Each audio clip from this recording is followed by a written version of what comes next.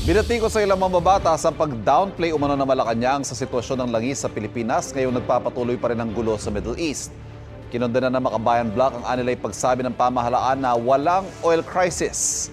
Apektado na raw ang mga Pilipino ng epekto nito dahil sa tumataas ang presyo ng petrolyo, singil sa kuryente at mga pangunahing produkto. Ang pag-downplay sa sitwasyon, nakakadelayan nila ng pagkilos at tila hinihimok ang publiko na tratuhin ito bilang normal. Isinusulong nila ang pagkakaroon ng emergency session sa Kongreso para magpasa ng mga panukalang makatao. Sabi naman ni Kamanggagawa Party List Representative Eli San Fernando, kapanatagan ang kailangan ngayon ng mga Pilipino. Iginit niyang nasa krisis ang Pilipinas. Panawagan naman ni Senadora Risa Ontiveros, kailangan ng konkretong solusyon bukod pa sa pagsuspindi sa fuel excise tax. Huwag na raw hintayin na maparalisa ang transport sector at lalo pang tumaas ang presyo ng mga bilihin. Sabi ng palasyo, hindi pa oil crisis ang nangyayari ngayon, kundi isang price disruption. May binubuo na raw na crisis committee para masigurong sapat ang supply ng pagkain at petrolyo.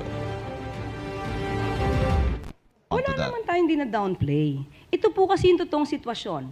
Nagsusumika po ang pamahalaan sa utos ng Pangulo na dapat hindi magkulang ang supply ng produktong petrolyo.